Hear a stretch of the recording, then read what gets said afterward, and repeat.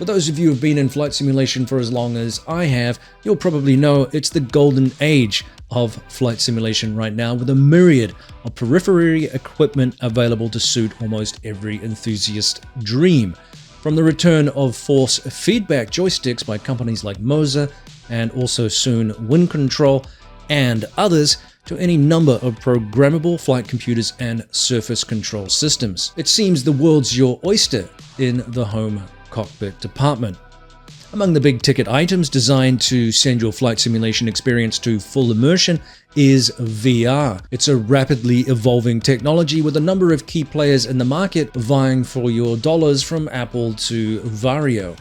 Entry-level prices can run from just a few $100s to thousands for high-end systems, and it's the high-end systems which offer the most appealing experiences to flight simmers chasing the sweet spot. That is, stunning visuals while maintaining realistic performance parameters. Anything less is an immediate immersion killer. My dream combination that I've recently found is the MSI 5090 GeForce RTX mated to the Pimax Crystal Super running DCS World. It is quite simply gorgeous. With the sheer power of the 5090, which is running 32 gigs of DDR7 memory, 21,760 CUDA cores, and core clock speeds of up to 2,497 MHz in extreme performance mode, the game runs as you'd expect without a hint of stuttering.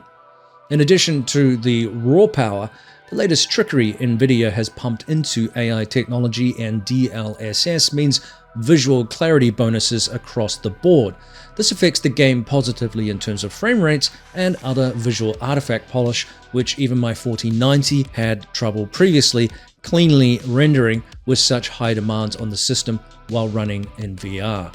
Remember, it's effectively running 3 screens being simultaneously projected in very high resolution. Pimax and the Pimax Crystal Super series offer some of the best visuals in the game in terms of clarity, field of view, and now also color saturation in the form of the Micro-OLED lenses, which they have recently released.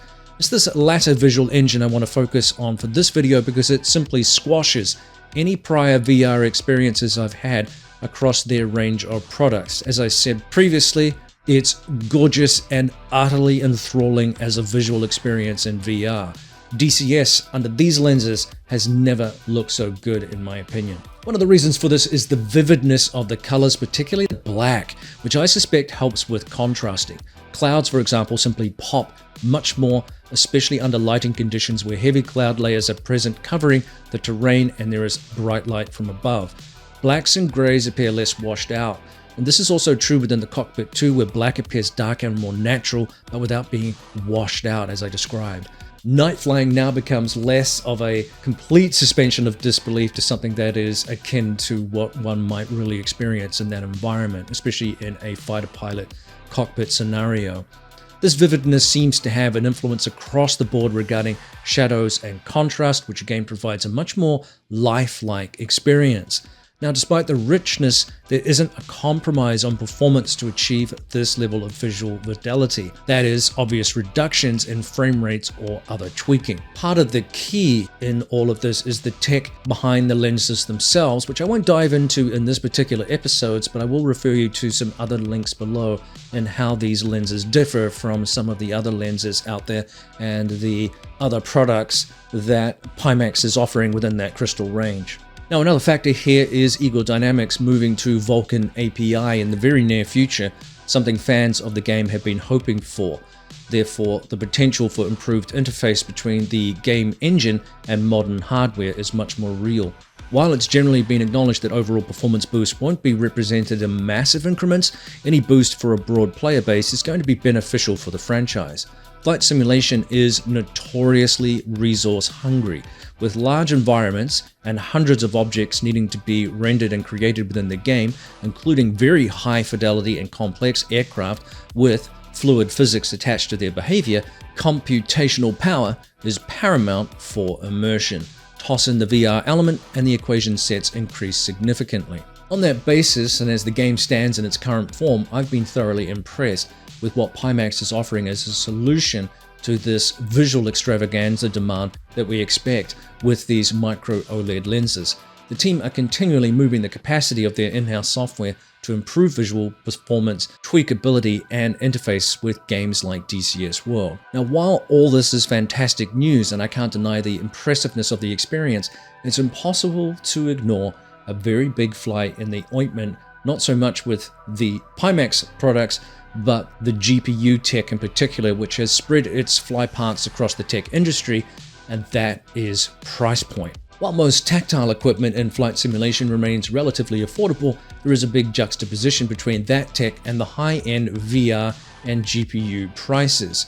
Compounding the pursuit of VR happiness in the immediate and possibly long-term future is the ever-growing cost of high-end GPUs to power these systems. GPU prices are set to increase even more in 2026, especially items like the NVIDIA-based 5090 cards with current average prices retailing between $2,500 and $3,000. Some people are even predicting these prices could double, well above the $2,000 recommended retail price points, which are pure fiction right now. Huge demand for AI data center number crunching means there is a high probability that GPUs will become even more ludicrously expensive and also scarcer. This is something many of us have already experienced with prior iterations of the 40 series cards and the growth of crypto mining a few years ago. Average gamers were both priced and shut out of the market due to supply and demand. And it appears we're going to get hammered again, with high bandwidth computer memory modules also seeing shortages and price hikes because of AI server center demands for RAM as well. Now, RAM is a traditionally easy way to upgrade a PC's performance relatively cheaply, but it appears not anymore. You'll have your cache and you'll pay for it too. 32 gigs now is generally the recommended amount most users need these days, depending on what you're running. The more complex the game, the more end things that you're doing, such as video editing and software, generally a little bit more RAM is recommended. Now, bearing this terrible news in mind, I had been kicking around updating my 4090 GPU, which is slotted into a pre-built Corsair machine. The card came with the machine, in other words. I only bought this rig in 2024 after the prior system I had fried itself, and with sponsorship from the channel and my relationship with Pimax and also the wonderful viewer referrals that I've had, I felt I could justify upgrading, and I suspect I may have done so in the nick of time. With the prices hovering around a ludicrous $3,000 for a 5090 GPU and only seemingly to climb every week I checked, I eventually bit the bullet and paid for the single most expensive piece of computer hardware I have ever purchased. As I said before, it's an MSI GeForce RTX 5090. To put it into perspective, this one card cost as much as my entire 2024 PC. Fool of a took. Now, luckily, since I am technically not paying for the VR headset, thanks again to Pimax, the justification perhaps is a little easier to stomach. The question remains though, is this the best pairing for a modern high-end VR headset and GPU for games like DCS World? Well, in simple terms, yes. There's a huge performance boost over the 4090, as you would expect. Something would be wrong if we hadn't jumped ahead a little bit in performance. Faster onboard memory and more of it, as well as the built-in AI trickery with NVIDIA's frame generation capability, ultimately means faster and smoother performance pound for pound at a high cost. Now, any jittering I had previously with the 4090 is gone, and the in-cockpit experience is buttery smooth. Even in demanding cockpits where there is high detailed modeling, it is without doubt the ultimate VR experience. Now, in fairness, I restrict my refresh rates to around 70 Hz and also my frame rates to 70 frames per minute for recording purposes. I'm not chasing pure frame rates every time, looking for skyrocketing numbers. It's more of a measure for me of being able to be saturated with the visual details that I expect from a high detailed world that we get in DCS World, while also enjoying very acceptable FPS while in VR. The demands are a little bit different. Now, this card does make me a little bit nervous. It is a beast, and given the 1000 watt recommended PSU and the extra heat that comes with all of that raw power, I do find myself nervously placing my hand over the top of the case from time to time while flying and wondering if I've installed a small furnace rather than a GPU. I keep finding myself asking when is it going to melt and catch on fire. So far though, it's been solid despite that little bit of extra heat. Despite the fly in the ointment analogy earlier with regards to price point being an issue, there is a bright glimmer of hope on the horizon in all of this. AI technology seems to have benefits even on older cards and older games not designed with frame generation technology in mind.